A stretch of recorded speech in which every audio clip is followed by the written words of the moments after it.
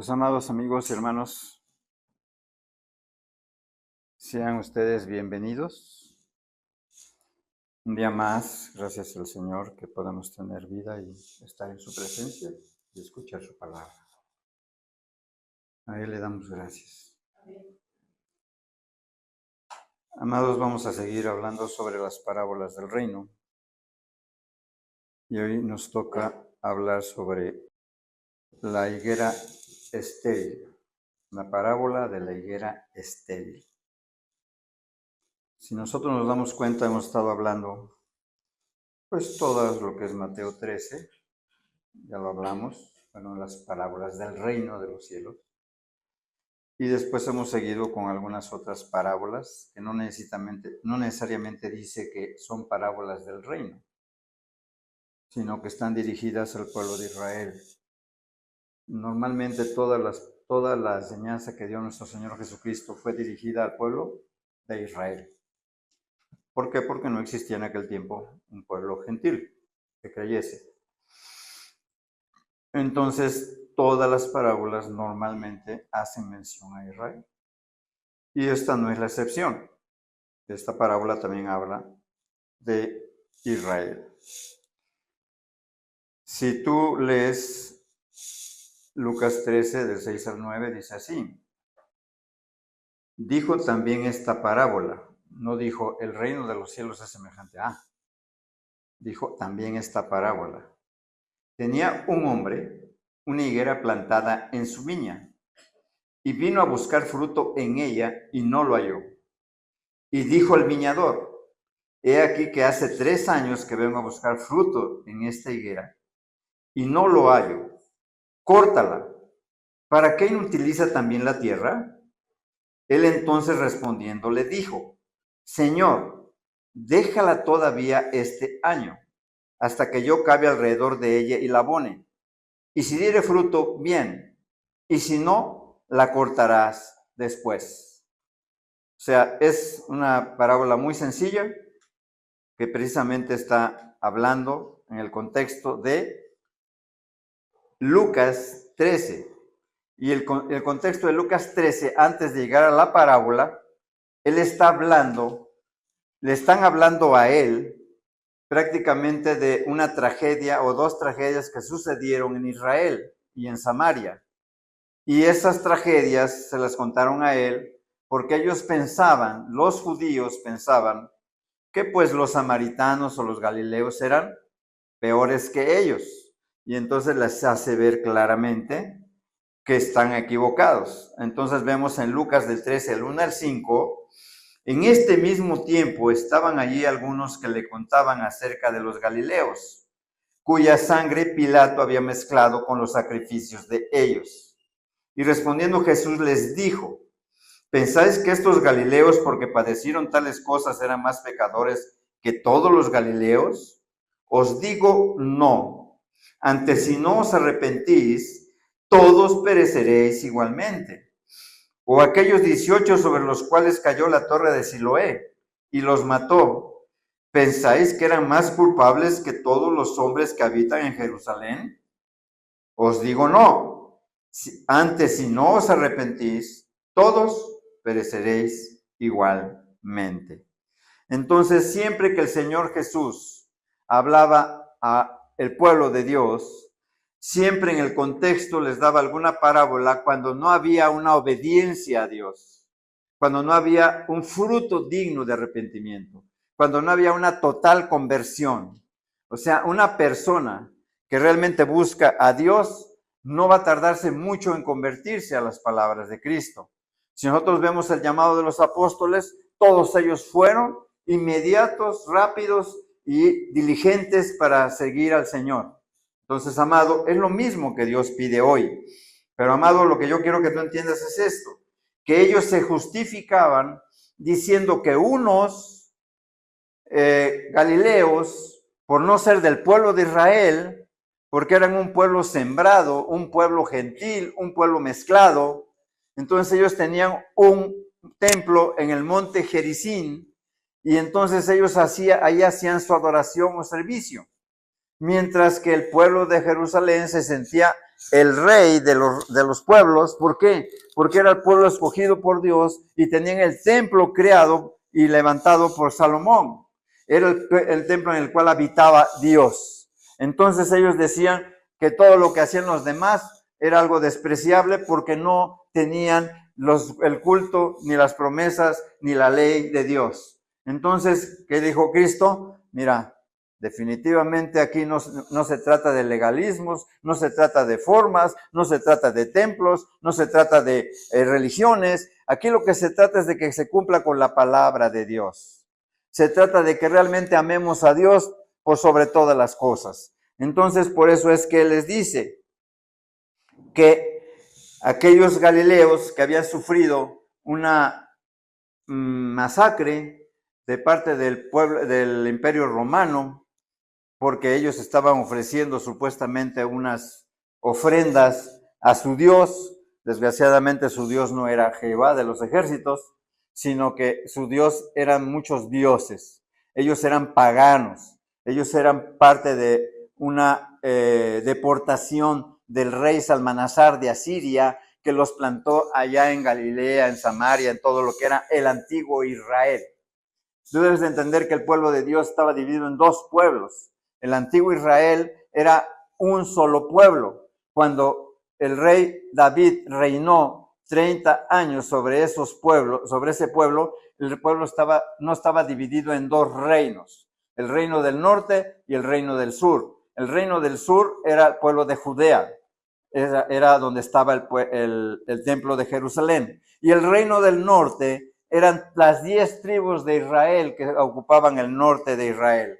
Entonces, cuando Salomón apostató de la fe y se convirtió en idólatra, que le hizo a todas sus reinas y a sus concubinas, le hizo los altares de todos los dioses de ellos. Entonces, ¿qué pasó con ellos? Dios lo desechó a Israel y desechó también el reino de Salomón. ¿Por qué? Porque nada más le guardó una lámpara, o sea, un medio por el cual pudiera descender el Mesías, que era el pueblo de Judea. Entonces, amado, ¿qué hizo Dios? Dividió ese reino. Cuando Jeroboam, el hijo de Salomón, quiso aplacar o quiso reconquistar al pueblo de Israel, le dijo Dios: no te permito que hagas esto, porque esto viene y parte de mí, porque tu papá fue un apóstata que traicionó el pacto que tenía conmigo en Jerusalén. Entonces se crearon dos reinos. Y esos reinos, lógico que eran mal vistos. ¿Por qué? El reino de Judá se sentía legítimo, aunque seguía igual de perverso que el pueblo de Israel, porque ellos fingidamente decían que amaban a Dios, mientras que el pueblo de Israel pues se fue a los Baales. O sea, empezó con dos becerros que les hizo precisamente el primer rey de Jeroboam I, les hizo precisamente, dice: ustedes ya tienen muchos años que van a Jerusalén, ahora van ustedes a ir hasta Berseba y van a venir aquí en Samaria. Van a adorar a su Dios, aquel que los sacó de Egipto. Lo que pasó precisamente en el Sinaí, cuando Moisés subió al monte Horeb a recibir la ley. ¿Qué pasó? 40 días desapareció y a los 40 días ya estaba el pueblo apostatando y diciendo que le formara el mismo Aarón, que era el sacerdote, sumo sacerdote del pueblo de Israel, que les formara un becerro que los llevara otra vez a Egipto. Entonces, ¿qué significa eso? Simple y sencillamente significa que el pueblo de Dios casi nunca ha sido fiel a Dios toda la vida. ¿Por qué? Porque normalmente el pueblo de Dios tiene altibajos. Y si tú lees todo el libro de los jueces, el pueblo de Dios tuvo muchísimos altibajos. Seguían al hombre y no a Dios. Había un juez que estaba consagrado a Dios y entonces el pueblo seguía a Dios. Desaparecía el líder y ¿qué pasaba? Se volvían otra vez a los Baales. Y lo mismo pasaba y pasa a hoy. Es lo mismo. Mucha gente pone su vista ¿en quién? En el líder, en el predicador, en el pastor. Y da la casualidad que si el pastor cae de la gracia de Dios, entonces los demás dicen, no, ahí están todos mal, yo mejor me voy a otro lugar donde haya un líder muy carismático y muy espiritual. ¿Y qué pasa? Entonces el hombre apostata de la fe y cae en otro lugar peor que en el que estaba. Entonces, ¿qué estamos viendo? Que Dios quiere que todos nosotros seamos simplemente constantes y fervientes en nuestro amor a Dios. Entonces, amado, aquí Jesús, ¿qué dice? Aquí está hablando Jesús de que no importa el linaje del pueblo, sino la obediencia a Dios. Que si no se arrepienten los dos pueblos, ambos perecerán en sus pecados.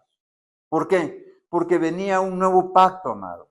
En el Antiguo Testamento, el primer pacto, el antiguo pacto, estaba relacionado al templo y a sus leyes y a sus rituales, que era precisamente, ¿qué? Una figura y tipo de la venida de nuestro Señor Jesucristo.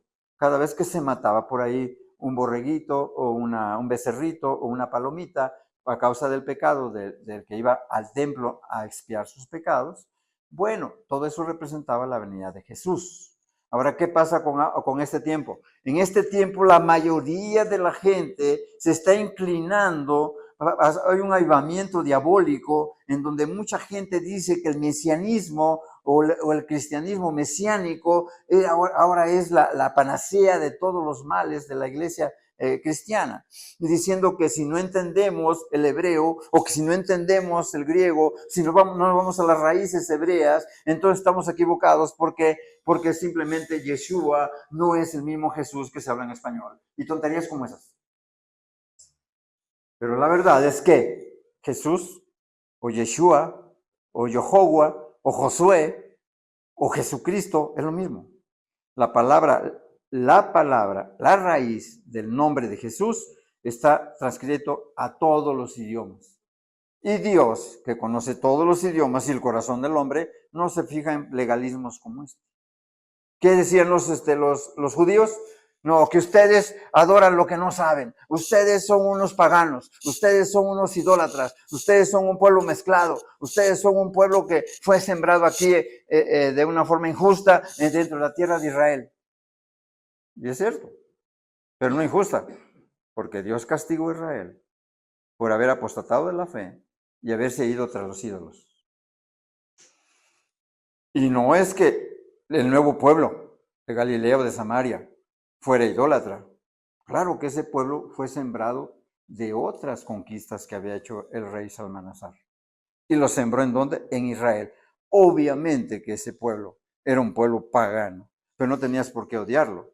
Si tú eres un verdadero cristiano o eres una persona que ama a Dios, lo primero que haces es darle testimonio que realmente el Dios vivo está contigo y que la misericordia y la bondad y la piedad y el amor están contigo, y entonces los vas a ganar para ti. ¿Pero qué seguían ellos? Ellos seguían una tradición, una costumbre, una ley que se había convertido completamente en un ritual completo, o sea, sin alma, sin corazón, sin espíritu. ¿Por qué? Porque ellos se justificaban por las obras de la ley y no pensaban que la gracia de Dios lo mismo existía en el Antiguo Testamento que en el Nuevo, pero para ellos eso no era impensable porque se sentían el único pueblo escogido de Dios, el pueblo de Judea. Y no es así. La prueba está que hubo un Jonás que fue a los gentiles a predicarles el evangelio, pero era tan cuadrado que decía, no, pero Señor, como este pueblo que ha asolado a tu pueblo durante años y años y años, ahora quieres que yo vaya y le predique que se arrepienta para que crea en el Dios vivo y verdadero. No, yo no voy a ir, Señor, porque él sentía el escogido de Dios y decía, ellos son unos viles paganos. O sea, no tenían amor. ¿Qué es lo que quiere hoy Dios? Que tengamos amor. ¿A quién? A todos los pecadores, para que todos quizás algún día se arrepienta alguno de ellos y reciban el evangelio. Amado, ¿pensáis entonces que aquellos 18 sobre los cuales cayó la torre de Siloé los mató eran más culpables que todos los hombres que habitan en Jerusalén? No, todos eran unos viles pecadores. Por eso Dios los reprende y les dice, antes si no os arrepentís, todos pereceréis igualmente. O sea, nada de que yo soy el escogido de Dios, nada de que yo estoy en la secta correcta, nada de que yo estoy en el grupo correcto. No. Tú puedes estar en el grupo más apóstata o más feo del mundo, pero si tú tienes el corazón para con Dios y lees la escritura y recibes la verdad y te abrazas de ella, te salvarás. ¿Por qué? Porque Dios no hace acepción de personas. Él dice que su palabra no regresará vacía. Hay personas que ya tienen preparado el corazón. Por eso es que en muchas religiones del mundo hay pueblo de Dios. Hay pueblo de Dios. ¿Por qué? Porque no somos los únicos, amado. La iglesia universal de nuestro Señor Jesucristo ahorita está creciendo de una manera increíble en todo lo que es el Islam. Hay un avivamiento en Irán de que se están convirtiendo miles de personas. ¿Por qué? Porque nuestro Señor Jesucristo, sabiendo que los cristianos ahí son asesinados sin oportunidad de predicar el evangelio, Cristo mismo está revelando al corazón de los musulmanes para que crean en Él, y esos mismos que están recibiendo la revelación y están convirtiendo a Dios, están evangelizando a sus propios hermanos. Y eso está haciendo Dios en todo el mundo. ¿Por qué? Porque la Biblia dice que Él dice que vendrá cuando el evangelio se predique hasta el final del mundo, hasta los confines de la tierra. Y ahora con el medio global de comunicación que hay, ya nadie podrá decir, es que yo no conocía de Cristo. Amén. Entonces, amado, así que si no se arrepienten los dos pueblos, ambos perecerán, les dice. Porque ustedes no saben ni lo que dicen. Lo que viene ahora es algo que ya está escrito en Jeremías 33. Lo que ya viene es lo que ya está escrito en Jeremías 36, en Ezequiel 36. Viene un nuevo pacto y ustedes han leído esa enseñanza, pero no quieren reconocer que yo soy esa consumación de ese pacto, que yo pondré mis corazones, en sus corazones mis leyes y mi espíritu dentro de vosotros para que podáis andar en mis estatutos y cumpláis mis preceptos. Entonces ellos lo sabían aquí, pero no querían aceptar que el Cristo, con las credenciales que traía y presentaba, en donde los ciegos ahora sí que veían y los mudos hablaban y los cojos bailaban, de acuerdo a lo que decía en Isaías, entonces dice, ¿cómo es que tú preguntas quién soy yo? Si tú sabes, dame una señal, por favor, de que tú eres el Mesías, o lo he dicho desde el principio y no me creéis. ¿Qué pasa con nosotros? Que hemos oído el evangelio durante mucho tiempo y no creemos que Dios sea real y que nos pueda transformar si nosotros decidimos de todo corazón entregarle nuestra vida. Amado, esto no es de poco a poco. No es como en la religión, mi amado. Esto es tú tienes una prisa tremenda. ¿Por qué? Porque el Señor ya está a las puertas, ya está cerca su venida. Y si nosotros no nos apresuramos a estar dentro del reino de los cielos, nos vamos a perder.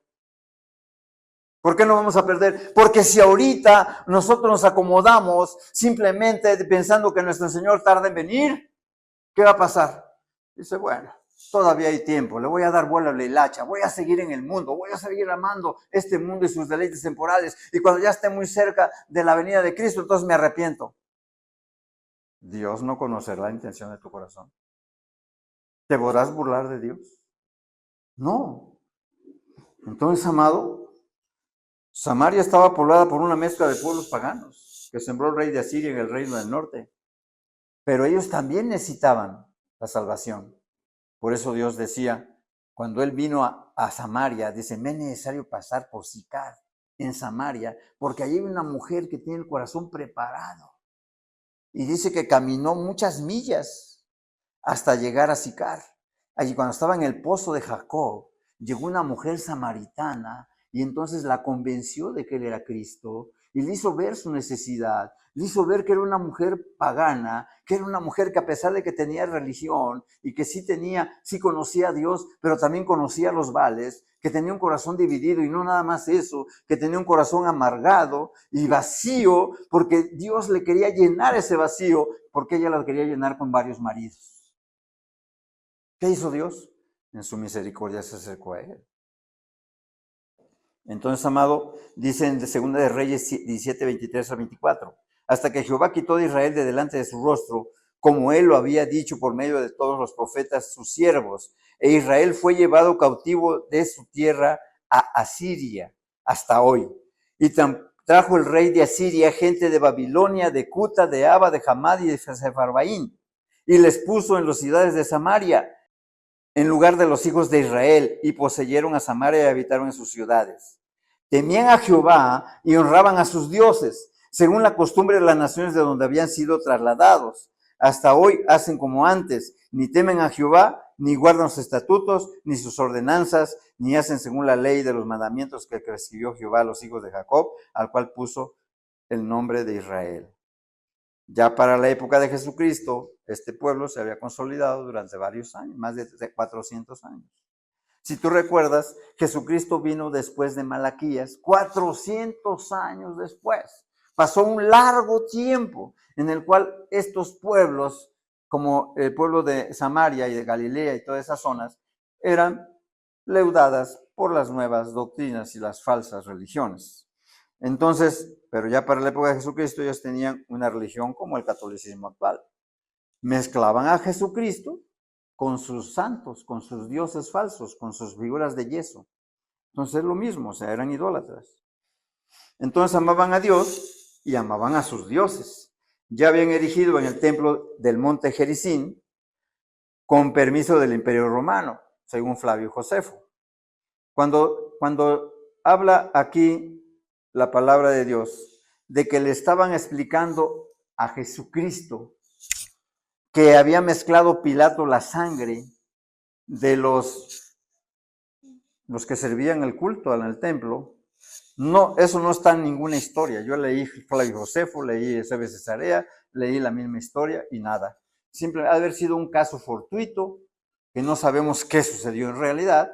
Se supone lo que dice aquí es que sí, de alguna manera, el Imperio Romano, enojado quizás, no sé, por las cuestiones idolátricas que hicieron ahí, porque de alguna manera, no sé, transgredían alguna ley de Roma, entonces los atacó y los mató y pues ahí mismo en el templo. Es lo que se supone, porque yo ya busqué en la historia y no encuentro nada. Entonces lo que sí encontré es que sí hubo una revuelta en esa zona durante los tiempos de Pilatos, y eso lo puedes leer en los anales de la historia de Josefo, Flavio Josefo, que es el historiador de Roma. Entonces, amado, para Dios no importan las formas o la legitimidad del centro o el lugar de adoración. Ya sea en el templo de Jerusalén, en el templo del monte Gerizim en Samaria, no importa. ¿Por qué? Porque Dios le hace una aclaración a la mujer samaritana de la cual hablamos. Cuando la samaritana interroga a Jesús de quién tenía razón en dónde adorar a Dios, les dice, mira, ahora ya no va a ser en un templo. Ahora tú vas a ser el templo de Dios. Tú vas en espíritu y en verdad, vas a adorar al Dios vivo y verdadero. Yo voy a hacer el velo que es roto en el templo y vas a poder entrar directamente al lugar santísimo y a la presencia de tu Dios. Por eso le dice esto. Le dijo la mujer, Señor, me parece que tú eres profeta, porque le dijo que tenía 5 maridos y que no había sido su marido. Por decirlo así, en aquel tiempo ella era una prostituta. Entonces, nuestros padres adoraron en ese templo. Y vosotros decís que en Jerusalén, en el lugar donde se debía adorar. Jesús le dijo, mujer, créeme que la hora viene cuando ni en este monte, ni en Jerusalén adoraréis al Padre. Vosotros adoráis lo que no sabéis.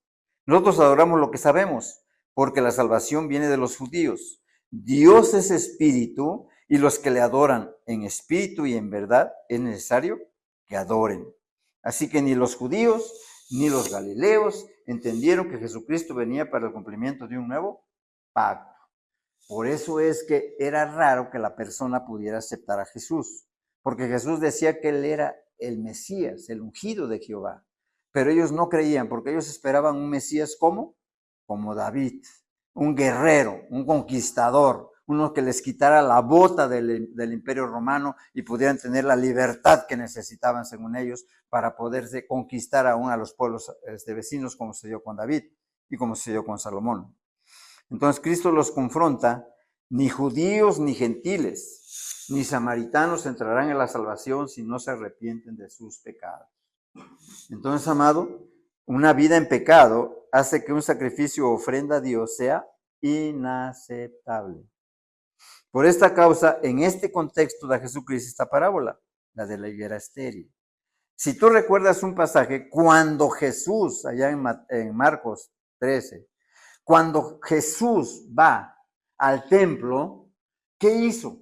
Encontró que su templo se había convertido en una mercadería, se había convertido en una terrible situación en donde todo el mundo estaba traficando en el nombre de Jesús con sus sacrificios y presentaban hasta animales que estaban incompletos o estaban verrugosos o estaban faltos de algún miembro o estaban heridos y tenía que ser ¿qué?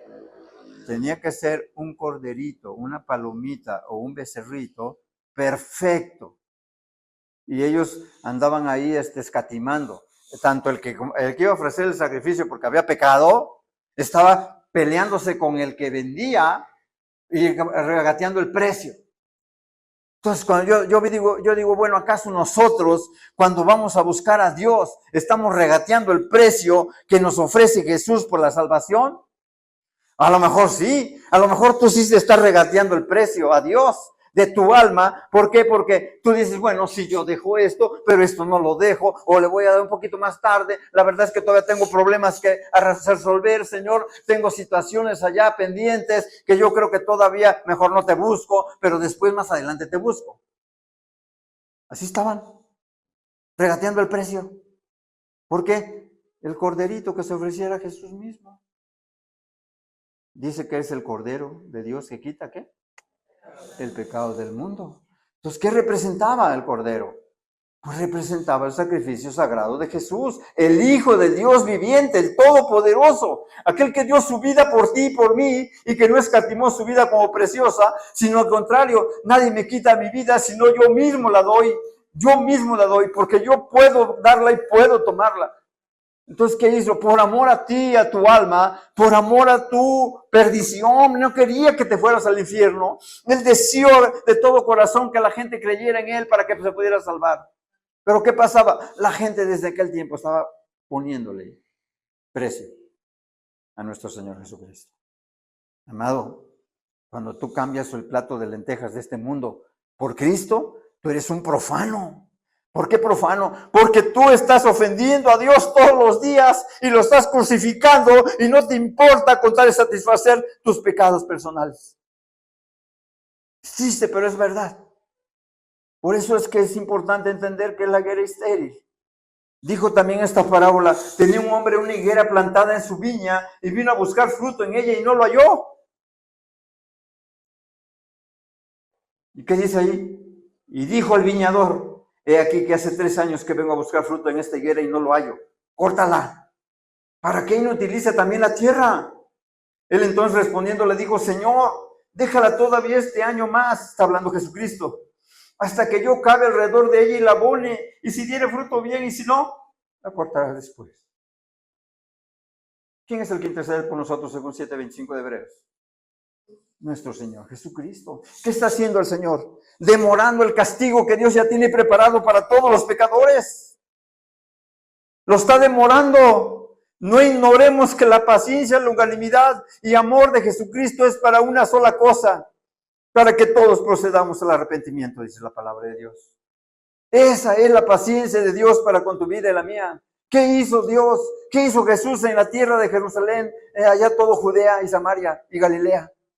Predicar 3 años y medio la palabra, sembrando la semilla en el pueblo de Dios, para ver si alguno daba fruto, como dice la parábola del sembrador. Pero había 4 corazones diferentes, y solo uno dio fruto. Hay 4 tipos de corazones aquí. Algunos lo reciben, otros lo rechazan, otros lo reciben con gozo, y otros en verdad dan fruto, con perseverancia. Dios, ¿qué quiere de ti? Que des fruto. ¿Qué fruto? El fruto del Espíritu. El amor, la fe, la benignidad, la paciencia, la bondad, sea, ¿qué quiere? Que seas una persona transformada. Cristo te quiere transformar. Tú no lo puedes hacer, pero Cristo puede transformar tu vida. Si tú eres obediente y tienes una fe ciega en el Señor. Leíamos los cantos fueron que tuviéramos fe en Jesús. Todos los cantos era que tuviéramos fe en Jesús. Que el único que nos puede sostener en esta vida es Jesús. Con su amor, con su poder, con su gracia, con su misericordia. Pero, ¿cuántos hay aquí que tienen 3 años escuchando la palabra o más y no dan fruto? ¿Has considerado cuán grande ha sido la paciencia de Dios para con tu vida?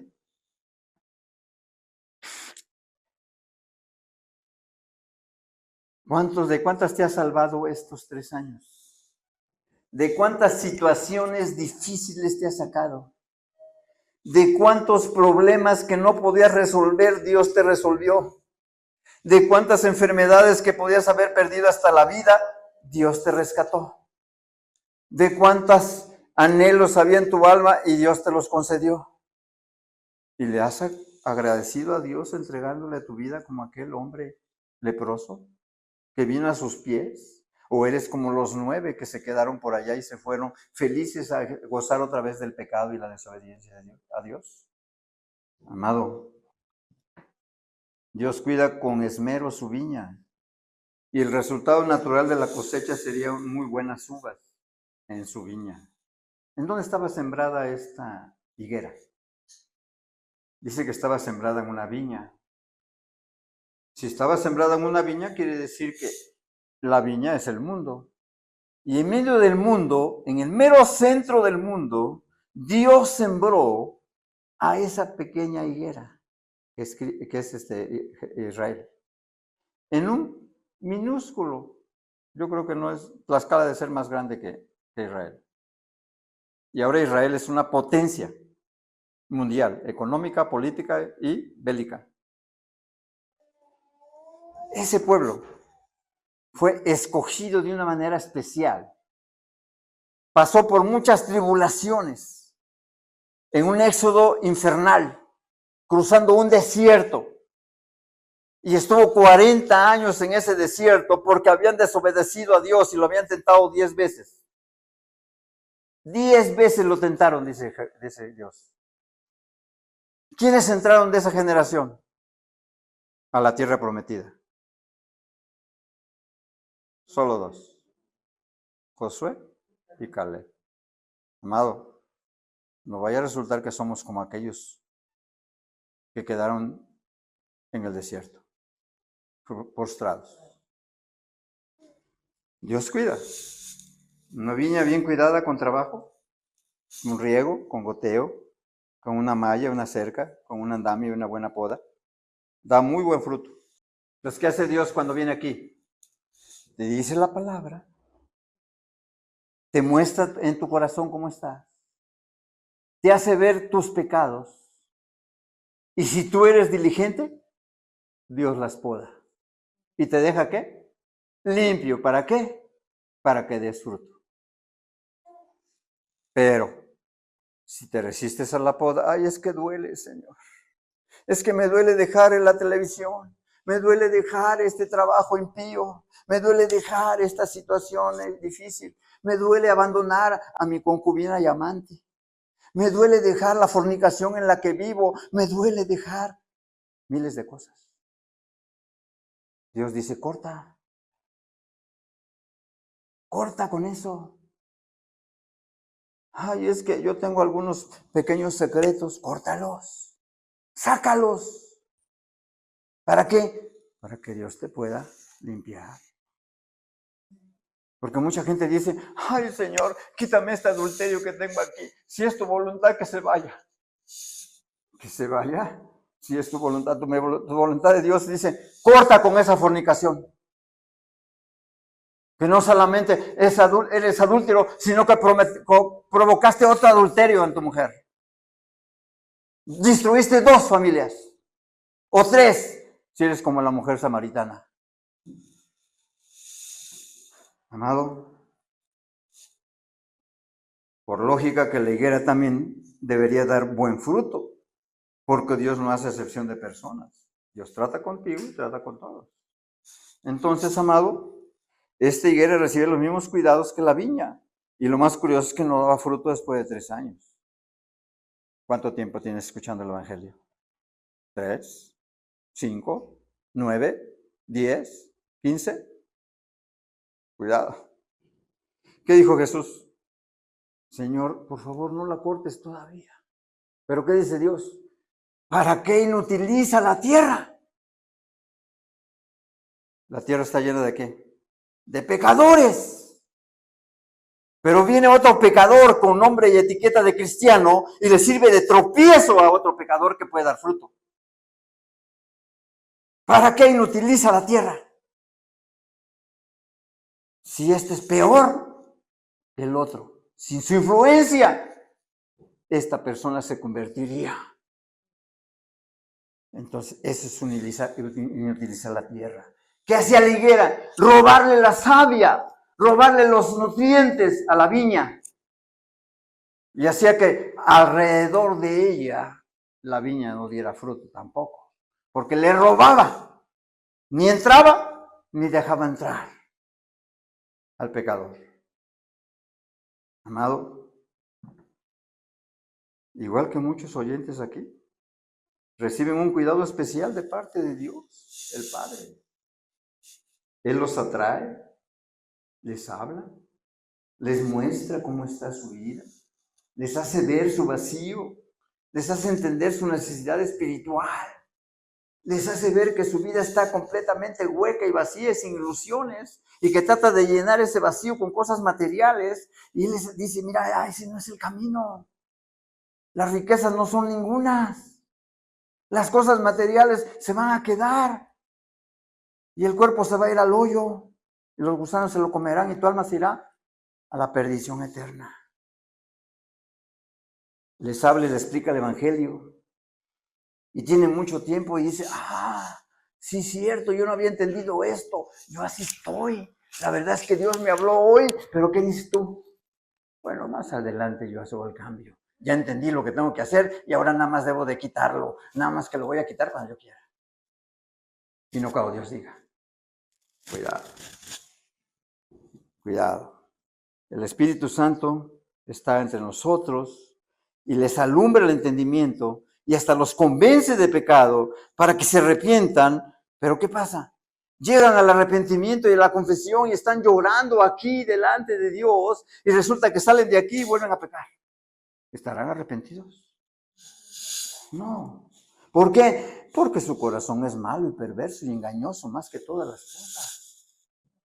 Amado, el dueño de la viña es el Dios el Padre. Y Jesucristo es el labrador, aquel que va a cavar y cavar y cavar y cavar. ¿Qué quiere decir con cavar? Voy a sacar a la luz todo lo malo que hay en ti. Te voy a mostrar todo lo mal que está tu vida. Tú crees que estás muy bien delante de Dios porque te has puesto muchas hojitas alrededor como lo hizo Eva. No, el que pone el vestido soy yo. Voy a cavar y voy a sacar todo lo que hay dentro de ti. Pero lo que sí te pido es que por favor seas sincero y lo abandones inmediatamente y cortes con él. Pero ¿qué pasa? Que no se arrepienten, que no dan frutos dignos de arrepentimiento, que no toman acciones y decisiones que los lleve a entrar a la vida eterna para que Jesús los salve. Amado, el dueño de Dios, el dueño de la viña es Dios, Padre. ¿Y qué representa la viña? Pues representa por un lado a Israel, porque siempre le dijo, o siempre mostró a Israel. Israel es un pueblo agrícola en aquel tiempo, 100% agrícola. Y la vid, y la higuera, y el olivo eran lo más apreciado en ese pueblo porque era la base de su economía. Pues siempre lo comparaba con una higuera, o lo comparaba con una viña, o lo comparaba con un olivo. ¿Por qué? Porque ese era el lenguaje en el cual podían entender sus parábolas. Entonces, si nosotros trasladamos la viña al mundo, que aunque aquí no lo dice, pero Dios en el mundo tiene sembradas muchas iglesias. Y también tiene sembradas muchas sinagogas. También tiene sembrados muchos grupos judíos en todo el mundo, en donde se predica su nombre. Entonces, los que forman el reino espiritual de Jesucristo son todos aquellos que se llaman de su nombre, aunque no lo obedezcan. Si tú le preguntas a un católico, oye, ¿tú crees en Jesucristo? Te va a decir que sí. Si tú le preguntas a un evangélico, te va a decir que sí. Si tú le preguntas a un testigo de Jehová, te va a decir que sí cree en Cristo. Si tú hablas con un mormón, te va a decir también que cree en Cristo. Hablas con el ladrón, ¿cómo se llama? Pederasta, la luz del mundo, y van a decir que cree en Jesucristo. Nada más que ama más a su pederasta que a Cristo. Y todavía están orando para que salga. Si fuera Cristo no estaría encarcelado. Pero bueno, ¿qué vemos? Que mucha gente se llama de Jesús. Bueno, todos ellos forman parte del reino de Dios. Nada más que cuando Él venga, como ya lo hemos explicado muchas veces, Él habrá separación entre ¿qué? Entre los cabritos y las ovejas, entre los obedientes y los desobedientes. Entonces, amado, una figura del labrador pues es Cristo, el que intercede ante el Padre por sus hijos. ¿Y qué pasa con esta higuera en particular? Cristo está hablando en ese momento a su pueblo Israel. Entonces, por lo tanto, la higuera representa a Israel, su pueblo elegido. ¿Para qué lo eligió Dios? Desde el Antiguo Testamento, en el Éxodo, en Deuteronomio y en Levítico, habla de que había apartado un pueblo para su nombre, para que le diera gloria en medio de todas las naciones de la tierra y su conocieran al Dios vivo y verdadero, que era Jehová de los ejércitos. Entonces, amado, Dios se queja de que no da fruto. No tiene aquí ninguna queja contra la viña, en esta parábola, claro. Entonces, pese a los cuidados que Dios le brindó a la higuera, no daba fruto en 3 años y no pasaba nada. Los cuidados que Dios te cuida, tu alma, te guía tu alma. Los cuidados que le da Dios a tu alma. Las oraciones que el pueblo de Dios hace por ti. La palabra que se te da, toda es para que tú puedas dar fruto. O sea, prácticamente trasladándolo a la vida espiritual, Dios te ama tanto que estás aquí porque Dios quiere salvarte, porque Él te ama. Pero eso no quiere decir que tendrá por inocente aquel que no quiere obedecerlo y amarlo de todo corazón. Por eso es que pese a los cuidados que Dios le brindó a la higuera, pues Dios dijo, bueno, ¿sabes qué? Mejor córtala, hijo. Porque no es posible que tantos cuidados y tanto amor y tanta inversión y resulte de que la persona no quiere dar vida. Entonces, creo que fue muy paciente. Esperó 3 años. ¿De cuántas cosas Dios cuidó esa higuera? Pues hablábamos del Salmo 1. El Salmo 1 decía que un árbol plantado junto a las muchas aguas iba a permanecer y su hoja iba a ser siempre permanente, ¿no? Iba a dar fruto. Entonces, ¿qué hace Dios?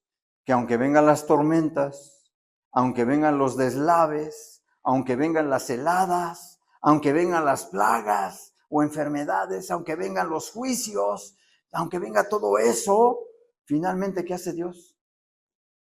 Cuida a su viña. ¿Cuántas veces ha sido destruido Israel? Israel ha sido destruido 2 veces. Y las 2 veces lo ha restaurado.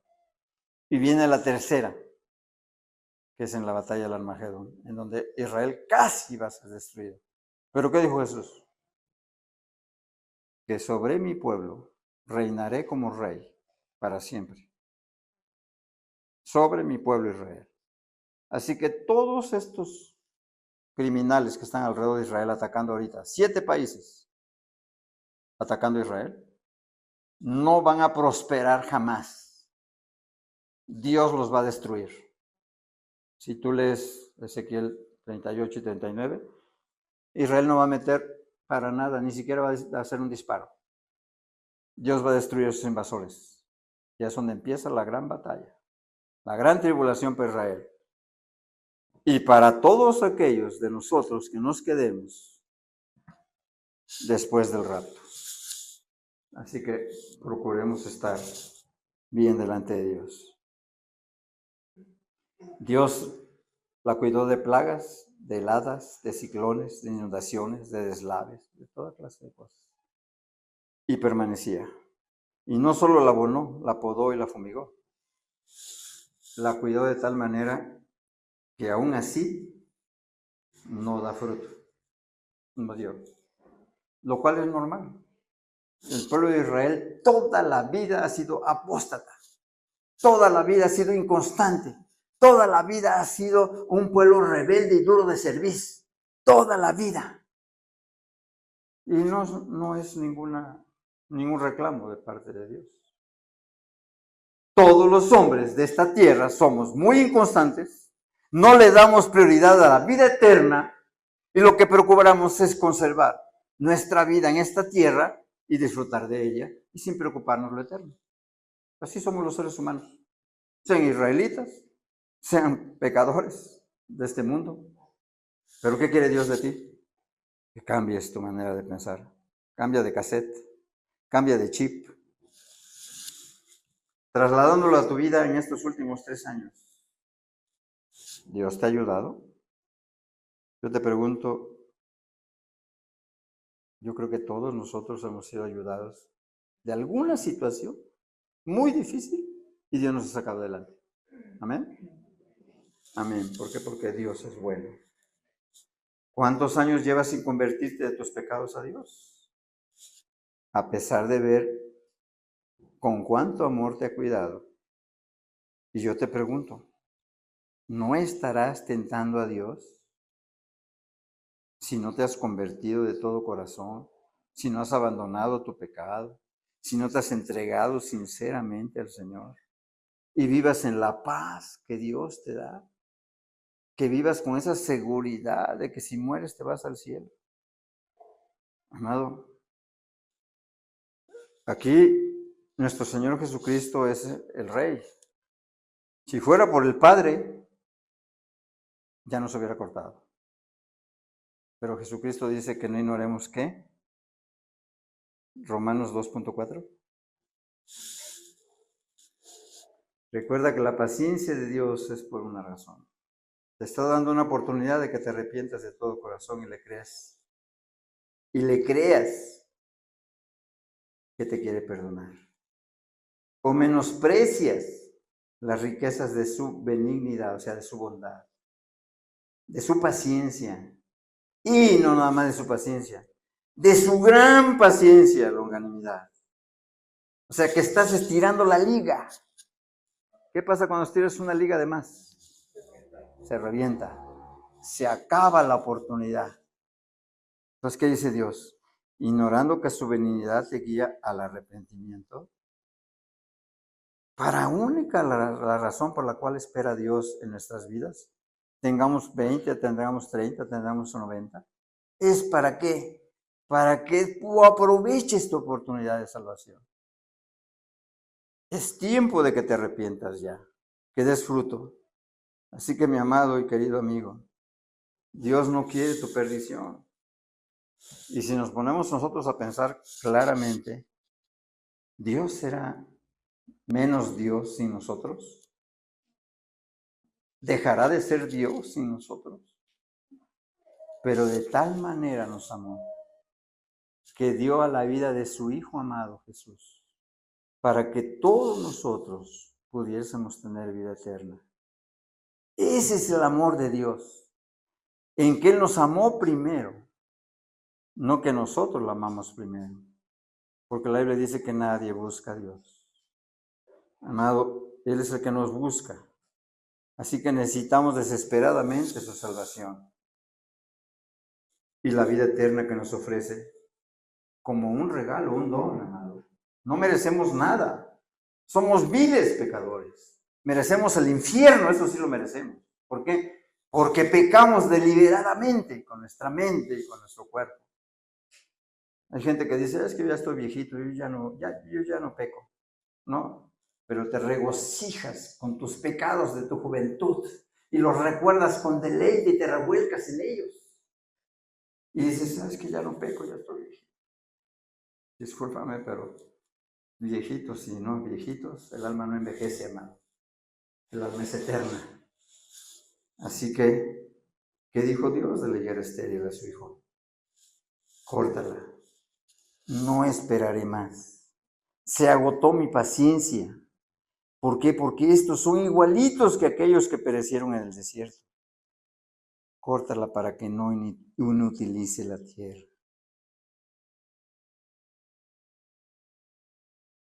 Amado,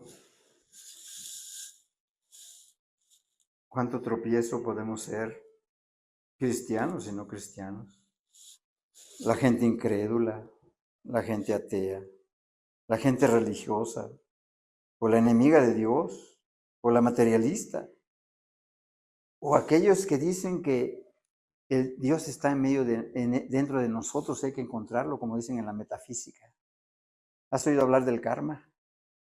Bueno, son ideas de la nueva era. La Biblia dice, ¿sabes cuál es el karma?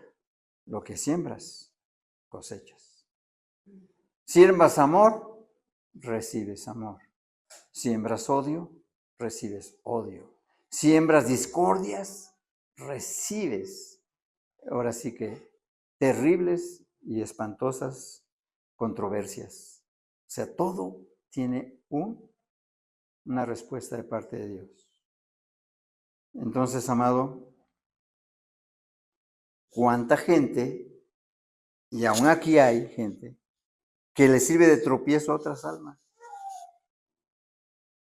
¿Cuántas veces te has burlado de tu hijo, o de tu hija, o de tu esposo, o de tu amigo, o de tu amiga, o se han burlado de ti con sus escarnios?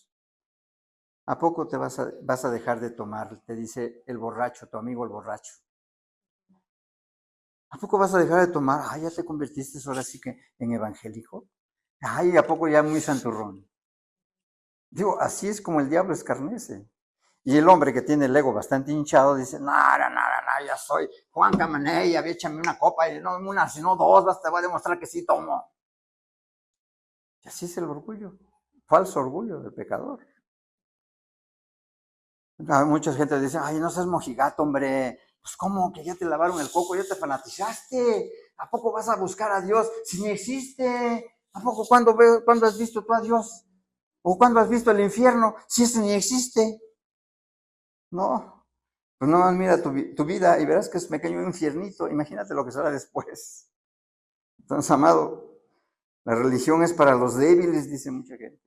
Las que son de mente débil, los que están acomplejados, aquellos que necesitan un bastón en donde apoyarse, esos son los que buscan a Dios. Qué bueno, gracias a Dios, pero esos son los pocos.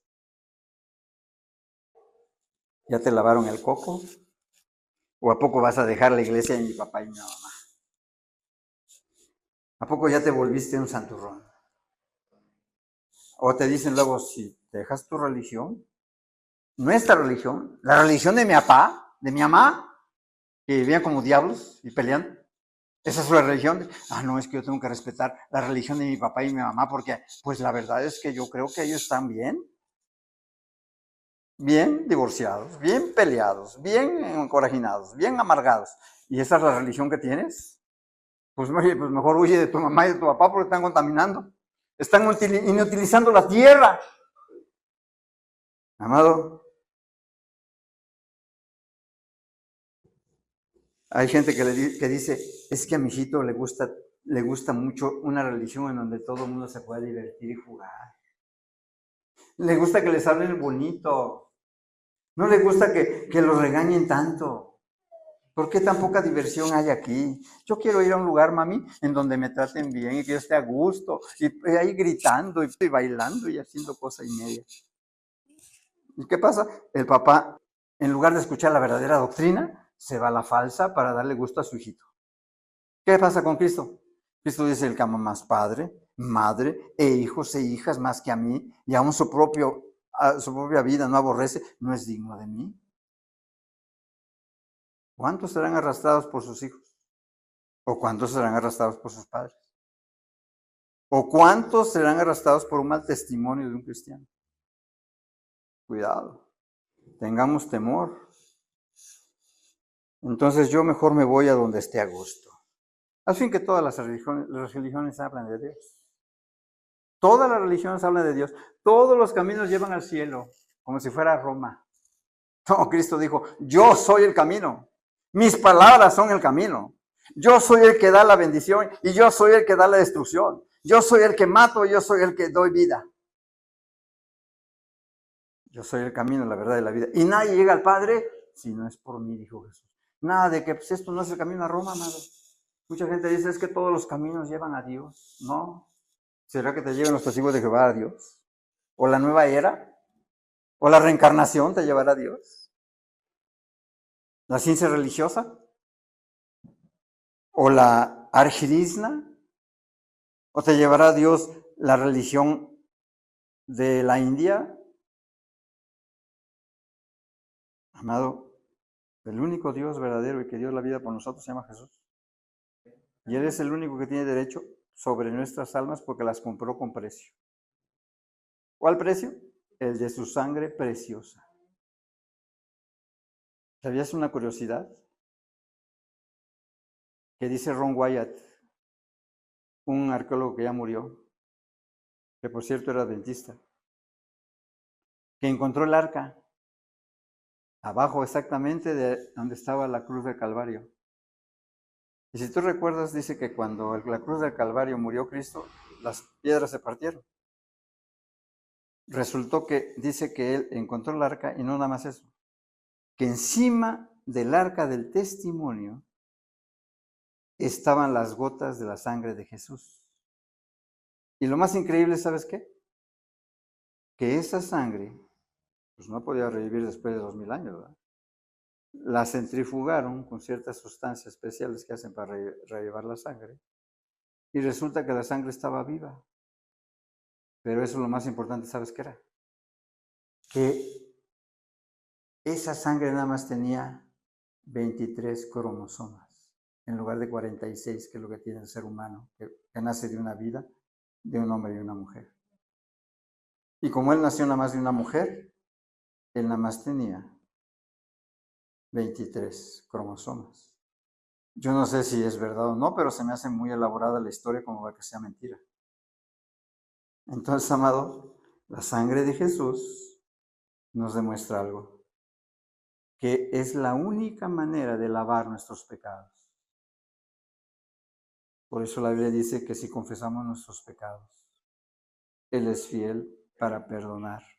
Y no solamente perdonar, sino lavarnos de toda maldad. Quiere decir que nos va a borrar la maldad anterior y va a quedar limpio en nuestro corazón. Y no nada más va a quedar limpio, sino que va a entrar Dios, el Espíritu de Cristo, en nuestro corazón. Y entonces tendremos una vida nueva. La alegría, la paz, el amor. Solamente lo puede dar Dios. Así que, amado, volviendo a la higuera, ¿qué representan las hojas? Pues las hojas no representan más que la hipocresía, la religiosidad, el formulismo de una religión cualquiera, en donde se justifican por las obras de esa religión, como los pentecostales, por ejemplo, que si tú te quitas el colorete y te dejas el pelo largo y no te lo pintas y te pones unas camisas hasta acá, ¿verdad? Y hasta acá, a pesar del calor que haga, y unas faldas hasta acá, hasta las rodillas, ¿verdad? Y que no te debes de arreglar. Entonces, ¿qué pasa? Pues puro formulismo. Lo externo no tiene nada que ver con lo interno. Yo conocí personas que se convirtieron prácticamente de ser prostitutas y cambiaron de forma radical cuando se convirtieron y no tenemos que predicarles si los aretes y que si el cabello y que si el colorete y que solitas cambiaron. Traían las minifaldas aquí hasta casi, así famosas en aquel tiempo. De repente ya las veías abajo de la rodilla. ¿Quién cambió eso? Dios. No tuvimos que predicarles nada en contra de eso, porque eso es una religiosidad. Eso no sirve. Entonces, amado, el pueblo de Israel era un pueblo muy celoso de su religión. Y por eso quería justificarse por las buenas obras. Se puede decir que tenía un corazón vacío. No había sustancia en su religiosidad. Todo era mecánico, todo era formalismo, todo era hipocresía, todo era una religiosidad externa, igualito de muchas religiones de este tiempo. Tú ves un anuncio de los mormones y ves ahí que 3 o 4 jóvenes felices y hablando de Jesús. Y vas allá a sus casas, resulta que viven en pecado, que no nada más no es religiosa, sino que hasta malas palabras se les salen. Y bailan en las fiestas, cuando la Biblia dice que los banqueteos son pecado, cuando se entra ahí toda clase de contaminaciones.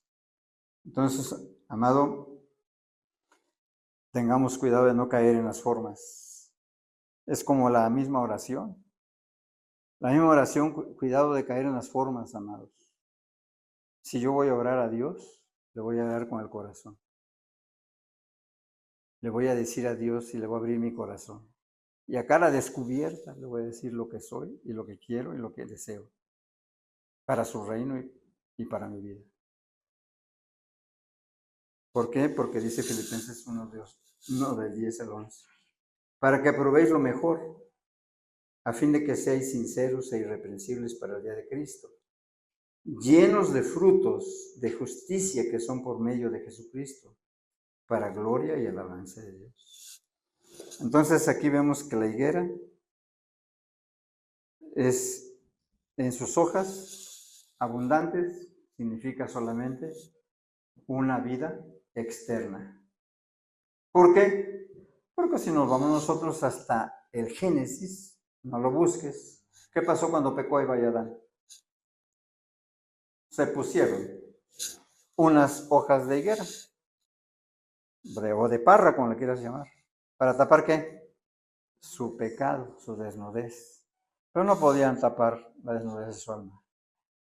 Y entonces por eso Dios les dijo, ¿saben qué? Ustedes necesitan un sacrificio. Y ese sacrificio va a ser un animalito inocente. Para que yo les ponga las pieles que les cubran, para que también cubra el pecado de sus almas. Entonces, eso es lo que representa precisamente esa higuera. Así que, amado, ¿qué te puedo decir? Hay muchas cosas, muchos paralelismos, pero pues yo creo que con esto es más que suficiente. Cierra tus ojos, por favor.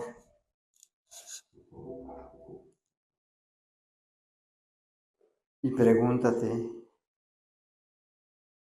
¿estarás dando el fruto que Dios quiere? ¿O has atrasado todavía tu arrepentimiento?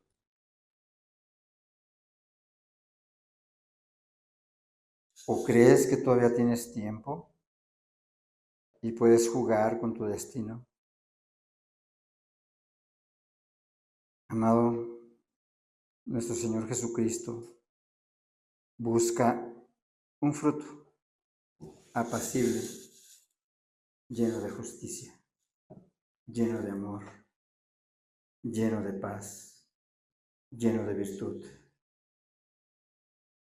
lleno del Espíritu Santo. Eso es lo que busca Dios. Siempre que Cristo habla de fruto, habla de la conducta del hombre. Y desgraciadamente,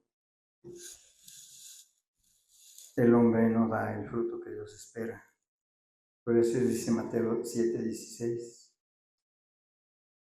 Por sus frutos los conoceréis. ¿Acaso se recogen uvas de los espinos o higos de los abrojos? No, Dios quiere un fruto auténtico, un fruto conforme a la palabra de Dios.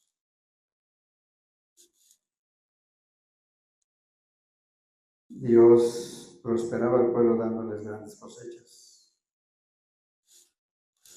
Pero cuando ellos desobedecían, Dios los castigaba destruyendo sus cosechas. ¿Cuál fue el fruto de Israel? Entonces nada más mataron al Cristo.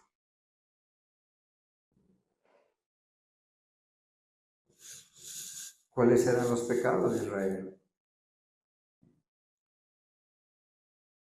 Hay de los que juntan casa a casa y añaden heredad a heredad, hasta ocuparlo todo. ¿Habitaréis vosotros solos en medio de la tierra? Ha llegado a mis oídos de parte de Jehová de los ejércitos que las muchas casas han de quedar asoladas, sin morador las grandes y hermosas. Y 10 yugadas de viña producirán un vato, y un homer de semilla producirá un efa. Ay de los que se levantan de mañana para seguir la embriaguez, que se están hasta la noche, hasta que el vino los enciende. Y en sus banquetes hay arpas, vihuelas y tamboriles y flautas y vino. Y no miran la obra de Jehová, ni consideran la obra de sus manos. Por tanto, mi pueblo fue llevado cautivo, porque no tuvo conocimiento, y su gloria pereció de hambre, y su multitud se secó de sed. Por eso se ensanchó su interior el sol. Por eso ensanchó su interior el infierno, y sin medida extendió su boca, y allá descenderá la gloria de ellos y su multitud y su fausto, y en el que en él se regocijaba. Amado, y usted no tendrá por inocente al culpable. Todavía hay pecados en tu vida.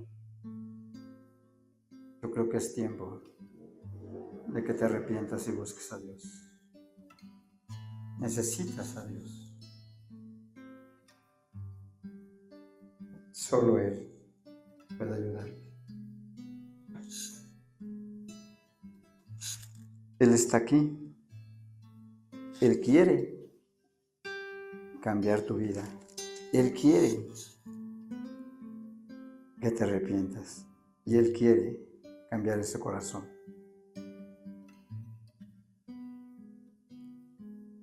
Si tú estás dispuesto y le crees y le confiesas hoy mismo tu pecado, Él te limpiará de todo pecado, de toda maldad.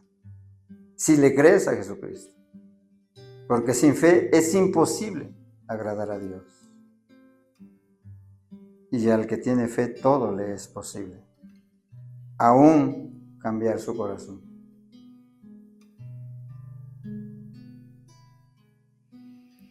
Oh Jehová, mira al que se dice tu pueblo. Mira, porque quiere dormir. Oh Jehová, mira, porque crecieron juntos. Mira, todo parece trigo y no es trigo. Oh Jehová, mira, porque se dice en tu pueblo y no camina en tu verdad. Oh Jehová, mira al que se dice tu pueblo. Mira, porque quiere dormir. Oh Jehová, mira, porque crecieron juntos. Mira, todo parece trigo y no es trigo. Oh Jehová, mira, porque se dice en tu pueblo y no caminan en tu verdad. ¿Acaso yo he de recoger uvas de los espinos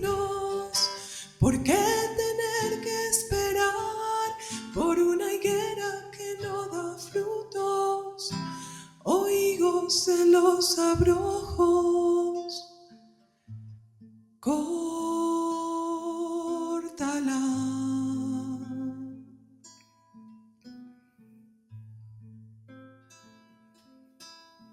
Todos nosotros nos descarriamos como ovejas,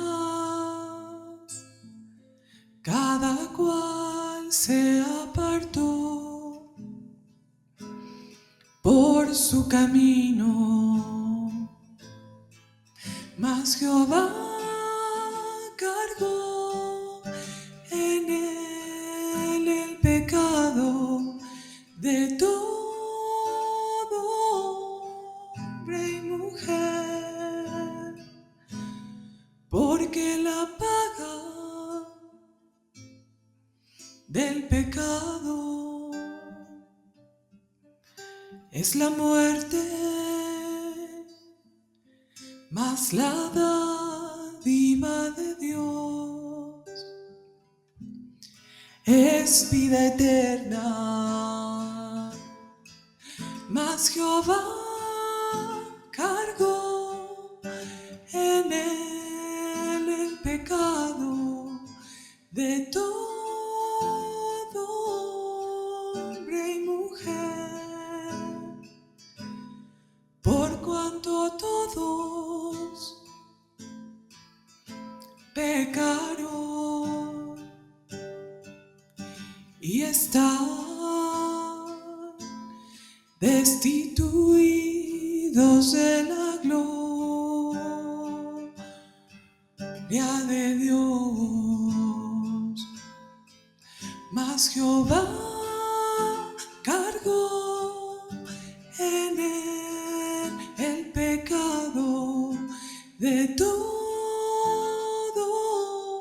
hombre y mujer, porque la paga del pecado es la muerte, mas la dádiva de Dios es vida eterna.